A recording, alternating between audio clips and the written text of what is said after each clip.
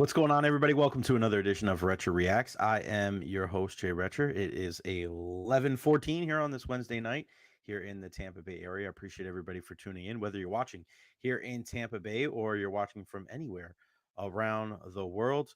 Couldn't do this without you. Make sure you follow me on all social media platforms at Jay Recher. I'm everywhere: Facebook, YouTube, Twitch, TikTok, Instagram, Twitter. If there's a social media platform to be had, I am there. Yeah, and make sure you like and subscribe on YouTube as well. We're going to be live on Retro Reaction pretty much every single night, talking about the latest and greatest, all things in the sports world, not just here in the Tampa Bay area, but also wrestling, MMA, uh, some of the biggest news in all of sports. So, no punches pulled. Definitely going to look at things from a much different light here and be a little bit more, yeah, kind of off the cuff here. So there's no FCC restrictions, so we can have a little bit more fun. Four topics on the program tonight. First, we're going to start talking about some of these young quarterbacks in the National Football League and why they have a lot to learn. Two examples in particular: the number one pick from the 2024 NFL draft, Caleb Williams, and the number one pick from the 2023 draft, Bryce Young. Also, why Victor Hedman is the perfect choice for a Lightning captain. Tampa Bay Lightning Media Day today over at Amalie Arena. Want to talk about the vibes there and why Hetty is the perfect choice to follow in Steven Stamkos's footsteps as the captain of the Bolts. Also, I want to take a little bit of a peek at Deion Sanders, Coach Prime, and why he missed the mark once again.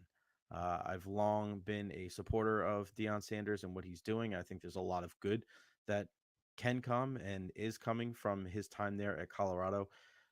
But you have to be very weary of some of the messages that you're sending, because I think at times it might be displaced.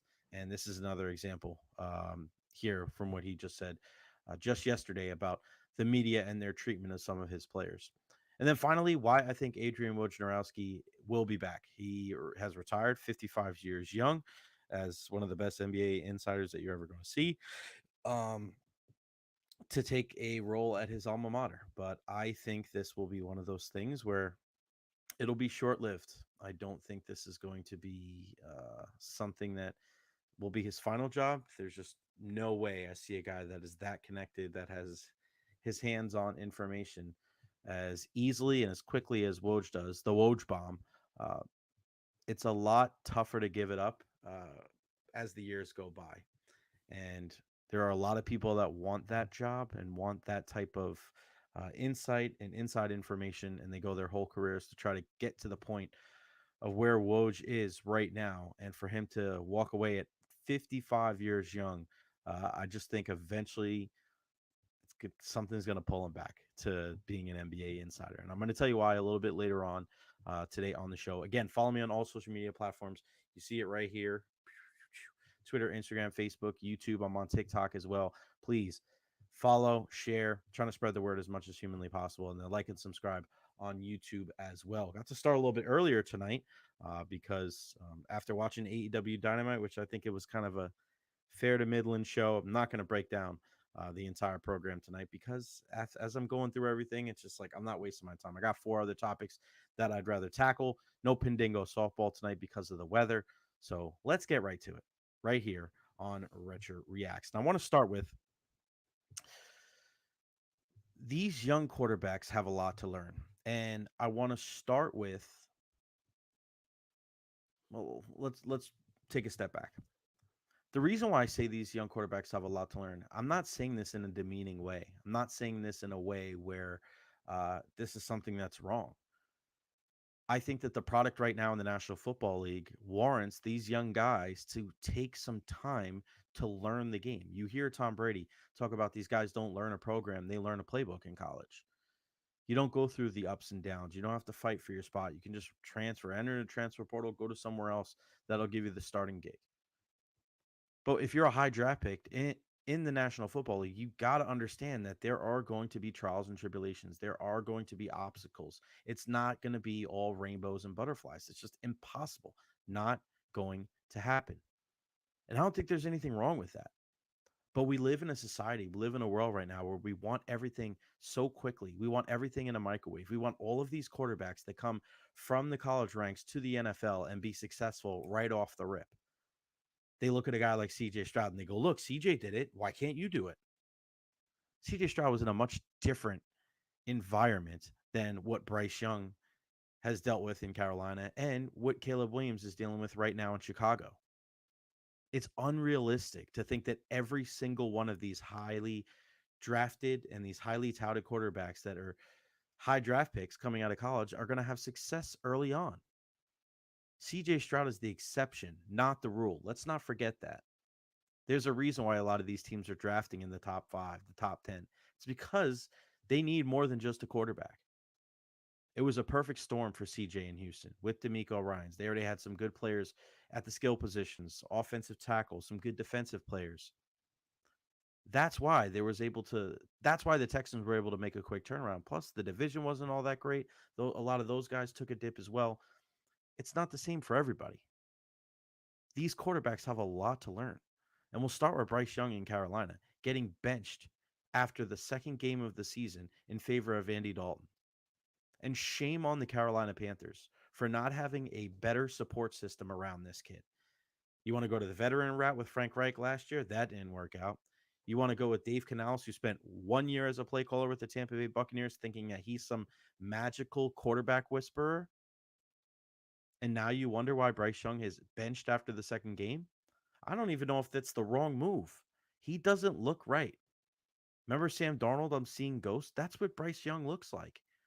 But that's what happens when you don't put a good support system around a young quarterback. When you don't fortify the offensive line, when you don't give him a multitude of weapons, when you don't have a stout defense to keep him off, you don't have a stout defense to, help him out. It's got to be a full team game. You have to give these guys a position. You have to put these kids in a position to succeed. Bryce Young still has a lot to learn. He still has a lot of room to grow. His career is by no means done. No means done. But this is certainly a step back when it comes to his development because he's already started and he's already taken a pounding. And I hate to say it, but I look at Bryce Young and you know what I see? I see David Carr from the Houston Texans, Derek's older brother. That guy had some talent, but that offensive line that Houston put around him, every single week he was getting his brains bashed in. Sack after sack after sack. It was impossible for him to be successful in the NFL. They did not put that guy in a position to succeed. So these young quarterbacks do need to learn. And yes, I don't think that's a bad thing at all. Then when you look at Caleb Williams, I'm not going to sit here and badmouth Caleb Williams for how his interaction went with CJ Stroud after the game on Monday night or on Sunday night. I can't do that. Because on one hand, I look at it as the kid's a fiery competitor and he didn't really want to talk at that moment. And you kind of get that. But there's another side of me that looks at the situation with Caleb Williams and says, the guy's trying to help you. CJ Stroud is trying to impart some knowledge to help you out in your career. Give him the decency of standing there, looking that man in his eyes, and not just hearing what he has to say, but actually listening to what he has to say. You want to know how you can be successful early on in your career? Listen to some guys that have been down that road before. Some of the best leaders on this planet in any type of vocation are the best listeners. Think about that. Think about the people in your life that are successful. Those aren't the people that are talking all the time. Those are the people that are listening. Those are the people that have mentors, that look up to other people and take the advice from them, because those are the people, your mentors. If you have good mentors, they have made the mistakes that you don't have to make. They've walked that journey. They've had failures. They've had those trials and tribulations. And then they impart that knowledge onto you. And you say, okay, you learn, you humble yourself and say, you went down that path. I don't have to necessarily go down that path. Doesn't mean you're not going to make any mistakes. But I always think that there's a moment to learn. It's only a failure if you don't take a lesson from it. And for CJ Stroud to be at the position in his career where he's looking out for the next generation, which is only a guy that was only drafted a year after him, kudos to CJ Stroud. That didn't look great for Caleb Williams. I thought it looked fantastic for CJ Stroud. And then it kind of makes sense why he's been so successful in Houston, why other guys rally around him. Because he's a leader, because he's trying to give advice and he's trying to help others. He's trying to lift other people up. You would hope that one day Caleb Williams in that position would do the same for the next crop of young quarterbacks that get drafted next year and the year after that and the year after that. I hope Caleb Williams looks back at that as a learning moment. Again, I'm not going to sit here and crucify the guy and overly criticize him and think that he's a bad person because he didn't necessarily take that advice all that great. But if he does want to take that leap and he does want to be one of the better quarterbacks, if he wants to be one of the elite guys in the National Football League, listen to some of these quarterbacks. Go back at that video. Go back at the and go look up the video. Tom Brady and Lamar Jackson. Tom Brady telling Lamar how much of a fan he is of his, and just watch Lamar and how he listens to Tom. How he takes in that advice. He takes in those kind words. And it almost makes him stand a little bit taller. His chest puffs out a little bit. I mean, I know Tom Brady's the GOAT, but that's what it's all about. That's why when you look back at Tom Brady, like not shaking Nick Foles' hand, that's why people look at like, Tom, that was kind of a dick move, bro. Because we've seen in other instances where veteran quarterbacks, Tom's done it before. Peyton Manning, Eli Manning, Drew Brees, Ben Roethlisberger, Phillip Rivers, like Aaron Rodgers even does it. For all the stuff you say about Aaron Rodgers, he always shakes the hand of the other quarterback, shows them some love. Love watching you play. Love watching you do your thing. It's the little things, man. I love watching these young quarterbacks play. They're uber talented, but they still have a lot to learn. I don't really think there's anything wrong with that. But I hope that Bryce Young learns from this benching. I hope he is able to kind of take a step back, see how a veteran like Andy Dalton operates, and he's better for it in the long run. I hope Caleb Williams can look back at his interactions with CJ Stroud and say, I get it. I was fired up and pissed that we lost, but that was pretty cool. He was looking out for me. I got to make sure that I'm humble, and I got to make sure that I put myself to be in a position next time where I'm receptive to some of that tutelage, because it's going to make me better. And then down the line, impart that knowledge onto somebody else through no fault of their own. These young quarterbacks have a lot to learn. And the great thing about the National Football League is they're going to get a lot of opportunities to get a crack under center and to see if they can, and to be able to show their skills to the world. The next chapter of Caleb Williams and Bryce Young, I cannot wait to see what that looks like. All right, next up, why Victor Hedman was the perfect choice for captain of the Tampa Bay Lightning. And I got to be honest with you, today at Amalie Arena, it was weird, man. It really was weird. Just to be there and know that we weren't going to hear from Steven Stamkos. It was what everybody was talking about. It was supposed to start at 9:00. Didn't start till later on, like 9:40. There was only two people that I could hear talk because I had to head back to the station for the show. But listening to Jake Gensel, he seems excited to be here, excited to play with Nikita Kucherov. And Andrei Vasilevsky then spoke. And you can just tell from the tone in Vasi's voice, it was a shock. It was a shock to these Lightning players. They would much rather be suiting up with number 91 this year rather than against him. Even Vasi said himself, it's not if Stamkos is going to score on me, it's when. It's just a really funky feeling today at Media Day. So I left and had to go back and do the show, and then you see some of the news that comes out not too much later on is that Victor Hedman is the 11th captain in Lightning history. And I want to tell you why Victor Hedman is the perfect choice for the next captain of the Tampa Bay Lightning. Aside from being one of the greatest defensemen to ever play, I mean, you're talking about Norris Trophy winner, Vezina. You're talking about Norris Trophy winner, Conn Smythe winner, multiple-time All-Star, two-time Stanley Cup champion, the big Swede. So difficult to play against. A rocket of a slap shot from the blue line.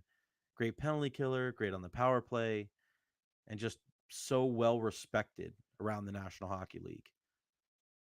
But being around Victor Hedman for the better part of the last 10 years, I got to tell you, he was made to be a leader. He was made for this role. And if Stammer wasn't here, Hetty would have been Hetty would have been the captain. He would have been the guy donning the C for the better parts of the last 10 years or so. His career started off a little rocky, but he stayed with it and grew into one of the best defensemen in the National Hockey League. And one thing that really endears me to athletes, not just in the Tampa Bay area, but all around the world, is when guys stand up there and speak when their team loses. You don't hear this a lot, but sometimes in sports, after a team loses, there's certain guys that just don't want to speak, or they'll give you very little, or they'll find a way not to be some of the players chosen to speak to the selected media after the game, or they'll get dressed real quick and then bounce. Victor Hedman has never been that guy, ever. Whether it's a dramatic win or whether it's a heartbreaking loss, number 77 always stands up and speaks on behalf of the team. You know where you got that from? Number 91. They both have done that. Not every player is like that, ladies and gentlemen. Trust me, I've been in a lot of post-game media scrums across all of the different sports teams here in the Tampa Bay area. But Victor Hedman is one of the most accountable athletes that I've ever been around. Doesn't hurt that he's a Manchester United fan. You see it. You see it. But whether it's good, whether it's bad, whether they're in a slump as a team or him personally, or the team is on a big-time winning streak and he just scored the overtime winner, Victor Hedman is accountable. He always empowers his teammates. He's always out there helping, trying to mentor some of these young players on the team to get them to rise up through the ranks because he's been through those struggles. Thank God that Victor Hedman's on this Tampa Bay Lightning team because he's going to soften the blow a little bit of them not having Steven Stamkos. No one is ever going to replace Stammer. But when you have Hetty, you have McDonough. Those are two guys right there that they know what it takes to win. And they're also going to stand up there and they're going to speak when it's the most difficult times.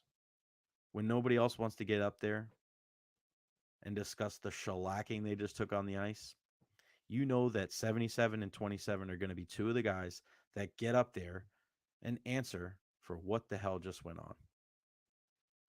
So, aside from being a phenomenal defenseman and one of the greatest members of the Tampa Bay Lightning ever, the fact that he is one of the most accountable athletes around and a true leader, a true pro on and off the ice, that's why, in my mind, Victor Hedman, the perfect choice for captain for the Tampa Bay Lightning.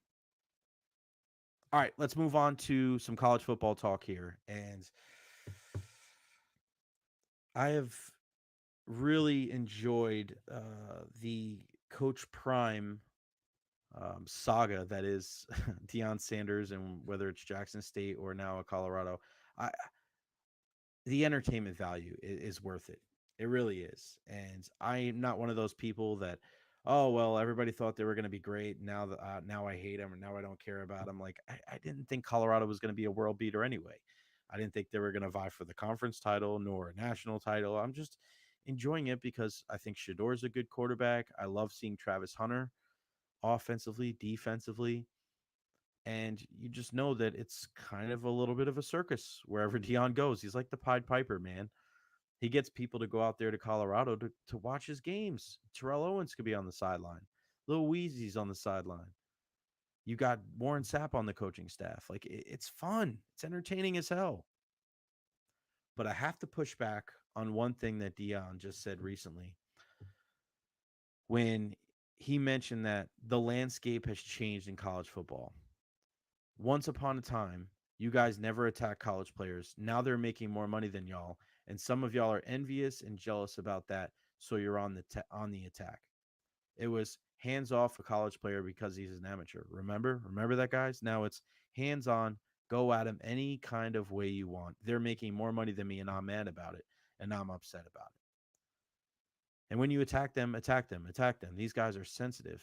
They've never been attacked. Most of them are out of high school or 2 years or 3 years in college, but they're still sensitive to slander. They hadn't gone through what a grown man, what I've been doing through with y'all for years. They haven't done that. So it is what it is.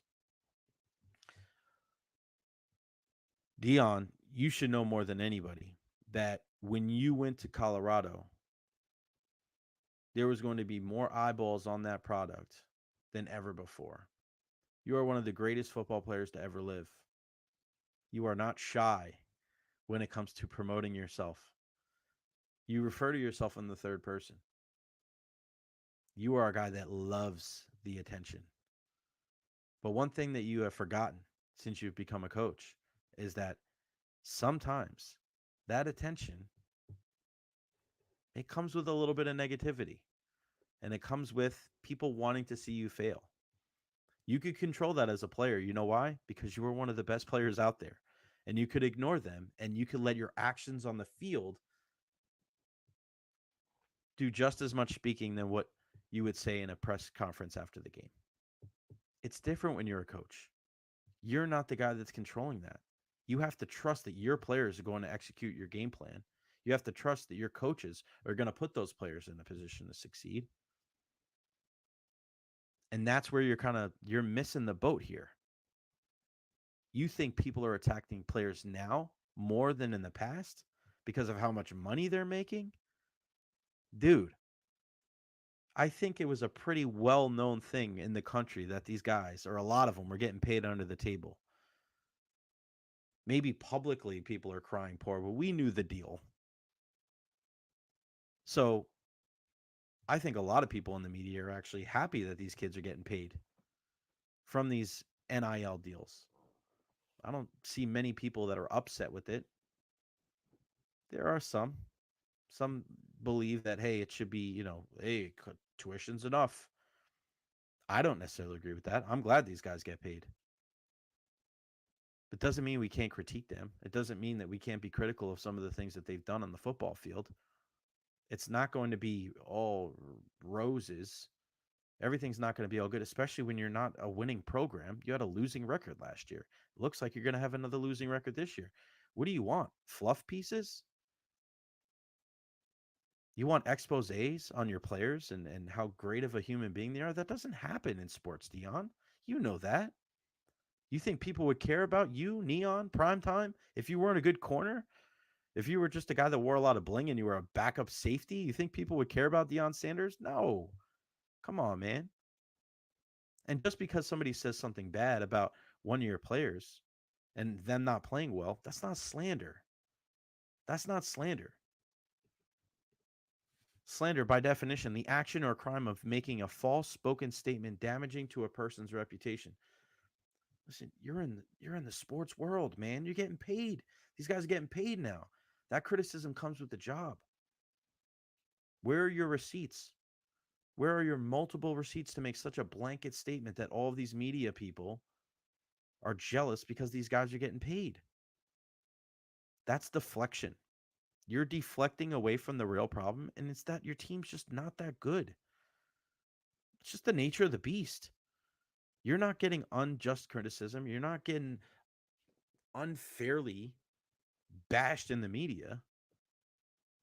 I do think it's comical that some people in the media feel like they have to come out in support of Deion Sanders. Like, he's a grown man. He can take care of it. And if he's not, then, it'll be to his own detriment. But it's just this weird thing in media where you see guys just automatically siding with former athletes that are coaches because they say something. Gotta defend Dion, can't go against him. It's not just him, it's other people around. And instead of just taking a step back, and you saw it with the Tyreek Hill situation, don't you just, I mean, I love it when guys take a step back and they just assess the situation. It doesn't matter what the color of their skin is. It doesn't matter what their religion is. It doesn't matter what team they were on. It doesn't matter what sport they played. If people say things and they're not true, then shouldn't you, as whether you're a journalist or whether you're a host or whether you're a person that's getting paid to give your opinion, shouldn't you do your due diligence instead of just blindly showing faith and clearly showing bias towards these people? What Deion Sanders is saying is not factually true. You are not coaching a good football team. Good win last week against Colorado State. But where do you go from here? When are you going to contend? You said it was going to be turning around quickly. I wanted it to. I want Deion Sanders and whatever team he's involved with. Like, I want him to put these kids in a position where they are crushing it. I want him to break records for how many kids that he can graduate through college. The guys, first time in their family, first person in their family to graduate college. I want him to set records when it comes to draft picks at a small school like Colorado. It's just not happening. Offensive line's not good enough. Defense not good enough. Not good enough in the trenches. So to say that your kids are getting slandered and people that are jealous of them because they're making more money than the people in the media, you're deflecting. The D for this is not Deion, it's deflection. Got to be better, Deion. You got to be better. And you also have to stop being so naive to criticism. It's always been out there. You think your kids are the first ones to get criticized? I said this on the show today. Cam Newton didn't get criticized. He got kicked out of school at Florida, went to Auburn. People said that he shouldn't even get an opportunity to play. Leads his team to a national championship. One of the best seasons in college football history. You don't think Tim Tebow was criticized? Taking a knee, two quarterback system, crying when he's given the speech after that loss. He didn't get criticism? Like, what are we talking about? Doug Flutie wasn't criticized for being too small at Boston College. He'll never play in the NFL. These criticisms happen all the time. College football is huge. You always hear criticism. This guy's not good enough. And what happens when a team loses? You could have a fantastic year. You lose a game to the eventual national championship. Some people look at you like you're a failure. Manti Te'o, there's a guy we're starting to see more of recently. He didn't get criticized. Johnny Manziel, fair or not, these guys have gotten criticized. So to act like your team is getting unfairly run through the ringer here, I'm sorry. That's I don't think it's an opinion. I just think you're flat out wrong. You're never too old to learn. I know we just had this conversation about young quarterbacks, but the same thing goes for 30s, 40s. You're never too old to learn. I really hope Deion at some point takes a step back and realizes that some of these things that he's saying and doing is, and if he's doing it on purpose to deflect the attention away from his players and them not being as good as maybe he thought they were, hey, it's a coaching tactic that I don't necessarily say I agree with. Because if he just could have had a regular press conference and nobody said anything, they would have just moved on. But if Colorado keeps losing, how else are they going to stay in the spotlight? He's thinking he's being like a martyr here and standing on the table like he's righting a wrong. I just don't see it that way, and I don't think a lot of people do either. All right, last topic of the night. I want to talk about one of the big news today is that Adrian Wojnarowski is retiring from ESPN to become GM of his beloved St. Bonaventure. And Woj, known for his Woj bomb, tweeted out he was retiring from sports journalism Wednesday morning. General manager of his alma mater, St. Bonaventure. He's going to lead the recruiting and NIL efforts to help his good friend Coach Mark Schmidt keep the St. Bonaventure program relevant and hopefully return to the NCAA tournament. I'm going to tell you guys something right now. And I don't have any authority on this. Like, I don't know in particular anybody involved with this situation. But this isn't going to last. He will be back. And I'm going to tell you why. When you're in this industry, one of the big things that you want to be known for is you want to be known for your credibility. You want to be known for getting information out to the public, out to the sports fans that nobody else has. You want to be first, you want to be correct, you want people to revere you, and you want people, when they see you post something on social media, they know that you're the authority. And you know the names, whether it's Adam Schefter in football, whether it's a guy like Ariel Helwani for MMA, whether it's a guy like Adrian Wojnarowski for basketball, Bob McKenzie is one of the guys in hockey, baseball, whether it's a Ken Rosenthal or a Tom Verducci, you know the names. Hell, we see it in the Tampa Bay area. Mark Topkin is one of those guys. If Topkin says it, it probably happened. Woj is probably the top of the list. He's probably the number one guy, I think, maybe out of all the sports. And now he's retiring at age 55.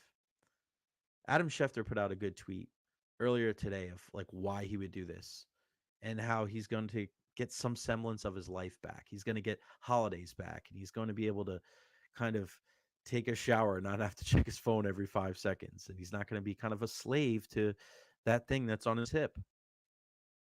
But there's something about being in that position that I think Woj is going to miss. When you are that revered for what you do, it is only natural for that to inflate your ego. And ego is not always a bad thing.